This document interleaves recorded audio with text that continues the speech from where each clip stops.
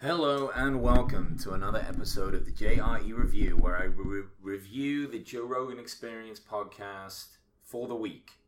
Basically, this podcast, for those of you that are new to it, is like the news is the current events. The current events being Joe Rogan's podcast, the news being this one, where I just report on all the best and most interesting things that I found in each podcast through the week. Gives you a little breakdown. Sometimes I have guests on and we'll talk about how you've been inspired maybe by the Rogan podcast over the years and kind of what things you've got out of it. This week we had podcast 1197, Michael Malice. This one I kind of listened to out of order, but it was a really good one that I've been wanting to listen to. This guy is like a journalist and reports on a lot of interesting things. Always has a pretty cool take on stuff and generally doesn't give a shit. So he's worth checking out for sure. He's been friends with Joe Rogan for some time, from what I can tell, and they get on well, and they had a good time. It was a great conversation. Michael opens up with how much he is enjoying everything with Trump happening in the media. This seems to be because he really enjoys the chaos. It gives him a lot to talk about and a lot to reflect on, and he really feels like everything will be fine in the end. But he's basically saying, yeah, Trump is just being nuts.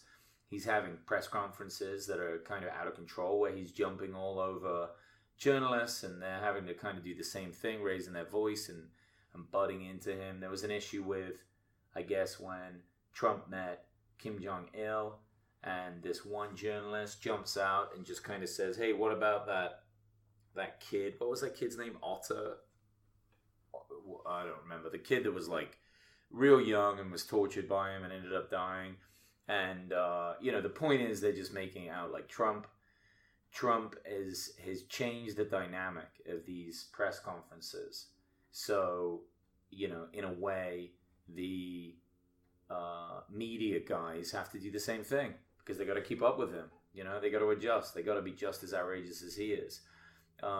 Another thing that Michael talks about is he doesn't vote, right? So for someone that's so into politics, you'd think that's kind of strange. But Joe Rogan put up a good point that Hunter S. Thompson, who was the guy that Johnny Depp played in the movie Fear and Loathing and was a Rolling Stones reporter like in the 60s and 70s, said that most effective change happens at the local level. And I think Hunter ran for like a sheriff's position or something, and that's an interesting point because when you think about what really affects you, it's going to be things on a local level. So when it comes to getting into politics and people giving you pressure about, oh, you got to vote, voting's really important. Yeah, it is, but in some ways maybe it's more important for it to be done at a local level instead of worrying about who the president will be.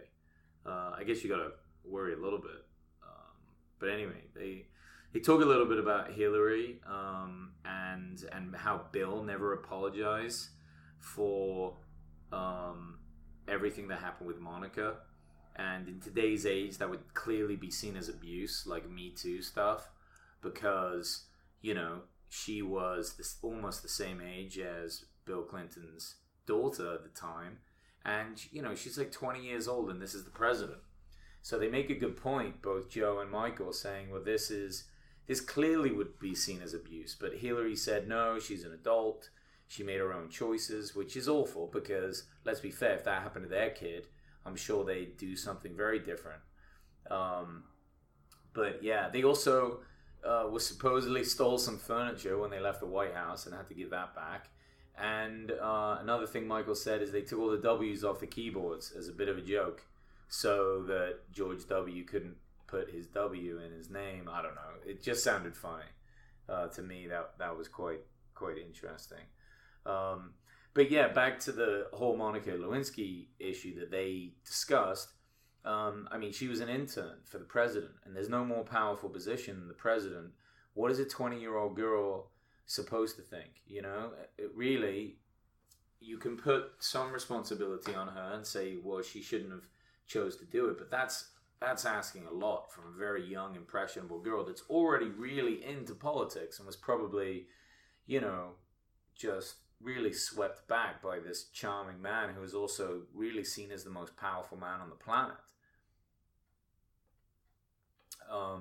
And yeah, it definitely was a Me Too type incident that, since it was before that time, nobody really brought it up in that way, but that's what it was. And Michael brought up an interesting point that the women's rights groups back then really did nothing about it. They didn't jump all over Clinton. And I mean, you could see it as that is because, he's a Democrat and he supports a lot of the things that they want anyway. But who knows? Who knows why that was the case? I mean, it's maybe it's just a more sensitive time now, and they'd be all over it. I mean, they mention also how the Netflix CEO recently got fired for using the N-word, but he used it in the context of saying, don't say this word, and then said the word, and then they fired him for it. And it's kind of crazy. I mean, unless they were just out to get him and this was the reason they chose, but I don't know. When you use it in the context of saying don't say it, and you're not being sarcastic, I think that's a bit harsh to get fired for it. They bring up how Roseanne was fired, for her perceived racist tweet, still somewhat undetermined. And now that show is basically hemorrhaging money, because that was, once you take Roseanne out of Roseanne, what is left? Nothing. A nameless show. But it's kind of funny because, she's seen as a Republican now. She pretty much is. And she was saying that it seems like a lot of what the liberal people working on the show were kind of out to get her. But that's funny because really when she sang the national anthem many years ago and she spit at the end, and it was less than tasteful, but probably in the style of Roseanne. It was the Republicans that were out for her, which is quite funny. It just kind of highlights the tribalism that they face, and this is what Michael, reports on a lot of times. And really, Joe was saying it could have been a teachable moment. It could have really just, even on the show, just made the point of what happened and what was said, and turn it into something where everyone can kind of learn something. They bring up also how people would pretend to be a certain way, like Elizabeth Warren pretended to be Native American. And it turned out she was 1/1000th, even though she used it to get, I think, into college and some other stuff. She was also named in a book, like a powwow cookbook about native food.